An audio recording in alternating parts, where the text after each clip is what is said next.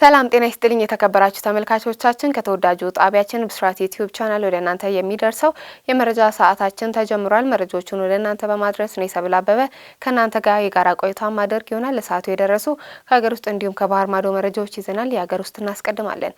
በኢትዮጵያ በሴቶች ላይ ከሚደርሱ ጥቃቶች 35.2% በትዳር አጋሮቻቸው ወይንም አብረዋቸው በሚኖሩ ወንዶች የሚፈጸሙ መሆኑ ተናግሯል።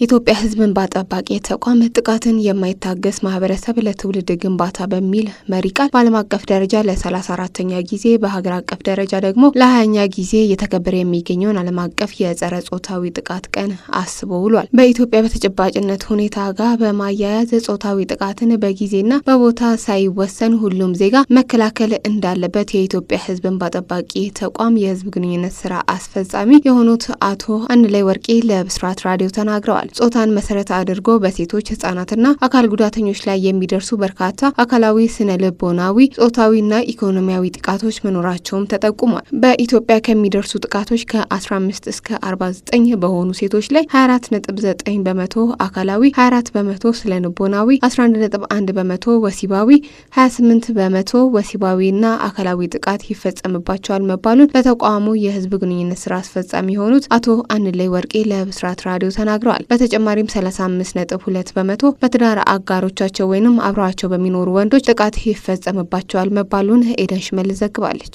ከገበያ እየተመለሰች ያለች ታዳጊን በመጥለፍ የአስገድዶ መድፈር ወንጀል የፈጸመው ግለሰብ በእስራት ተቀጣ።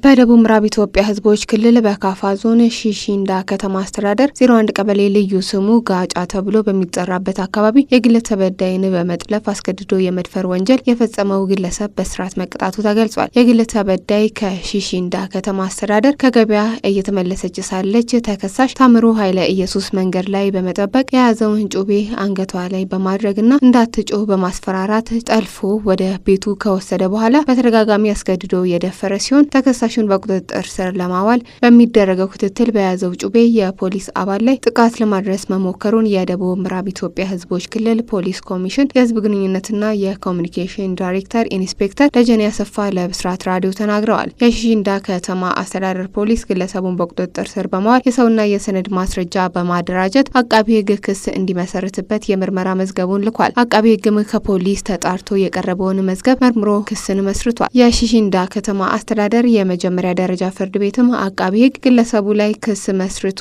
ያቀረበውን መዝገብ ተመልክቶ ማስረጃዎችን አዳምጦ ተከሳሹን ጥፋተኛ ነው ሲል ብይንም ሰጥቷል። የሺሺንዳ ከተማ አስተዳደር የመጀመሪያ ደረጃ ፍርድ ቤትም ተከሳሹን በ11 ዓመት ከ10 ወር ጽኑ እስራት እንዲቀጣ ወስኖበታል ሲሉ ኢንስፔክተር ደጀኔ አሰፋ ለብስራት ራዲዮ ተናግረዋል ስትል ሳምራዊ ስዩም ዘግባል። የሀገር ውስጥ ጉዳዮቻችን እነዚህ ነበሩ። አሁን ደግሞ ወደ ባህር ማዶ እናልፋለን። በሱዳን ኮርዶፋን በተፈጸመ የድሮን ጥቃት ከ100 በላይ ንጹሃን ዜጎች ተገደሉ።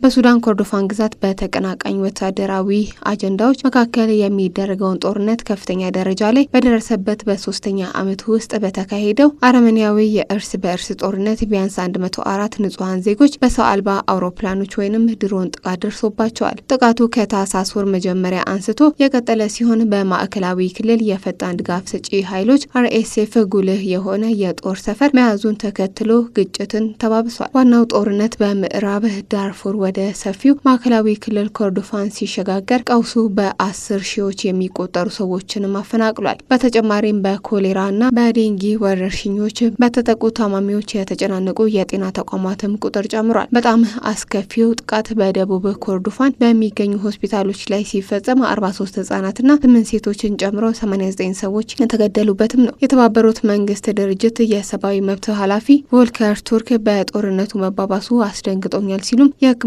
ተቋማትንም ኢላማ ማድረግ የዓለም አቀፍ የሰብአዊ ህግጋትን እንደሚጥስም አስጠንቅቀዋል። የተባበሩት መንግስታት ድርጅት ተልእኮን የሚያገለግል 6 የባንግላዴሽ ሰላም አስከባሪዎች ባሳለፍነው ቅዳሜ በደቡብ ኮርዶፋን ዋና ከተማ ካርጉሊ በሚገኘው የጦር ሰፈሮች መገደላቸውም ይታወሳል። የተባበሩት መንግስታት ድርጅት ዋና ጸሐፊ አንቶኒ ጉቴሬዝ አስፈሪ ሰው አልባ አውሮፕላኖች ጥቃት በማለት ጥቃቱን ኮንነዋል። ከአንድ ቀን በኋላ የዲሊንግ ወታደራዊ ሆስፒታል ላይ ጥቃትም ተከፍቷል። የሱዳን ዶክተሮች ኔትወርክ 9 ሰዎች መሞታቸውንና 17 ቆስለዋል ሲልም በጤና ተቋማት ላይ ስልታዊ ኢላማ እየተደረገ ነውም ሲሉም ገልጸዋል። ከመንግስት ጋር የተቆራኘው የሱዳን ጦር ኃይል RSFን ተጠያቂም አድርጓል። ቡድኑ ግን ለቀረበበት ክስ ምላሽ ከመስጠትም ተቆጥቧል።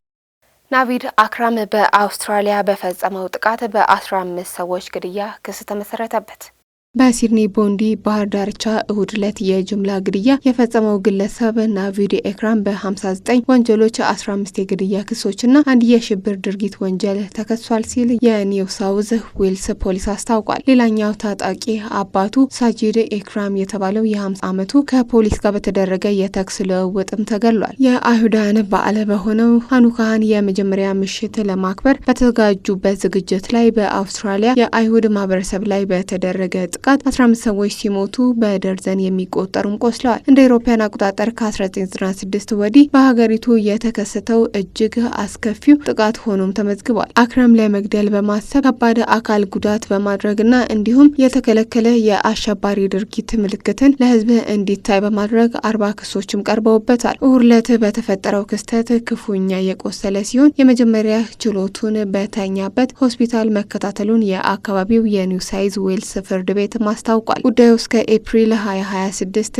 እንዲራዘም መደረጉንም ፍርድ ቤቱ አክሎ ገልጿል። የኒው ሳውዝ ዌልስ ፖሊስ ኮሚሽነር ማላኒዮን አክረምን በይፋ ከመጠየቁ በፊት የተሰጠውን መድኃኒት ከሰውነቱ ወጥቶ እስከሚነቃ ድረስ እየጠበቁ ነውም ብለዋል። ለፍትህ እንዲረዳን በትክክል ምን እንደተፈጠረ እንዲነግረን እንፈልጋለን ሲሉም ላንዲዮን ተናግረዋል። በጥቃቱ የተጎዱ 20 ሰዎች በሲድኒ ውስጥ ባሉ ሆስፒታሎች ውስጥ እንደሚገኙምና አንድ ሰው አስጊ ሁኔታ ውስጥ መሆኑን መረጃዎች አመላክተዋል። ፖሊስ ጥቃቱን በአሸባሪነት የፈረጀ ሲሆን የአውስትራሊያ ጠቅላይ ሚኒስትር አንቶኒ አልባኒዝ በአይኤስ ቡድን አርዮት ዓለም የተቀሰቀሰ ይመስላልን ብለዋል።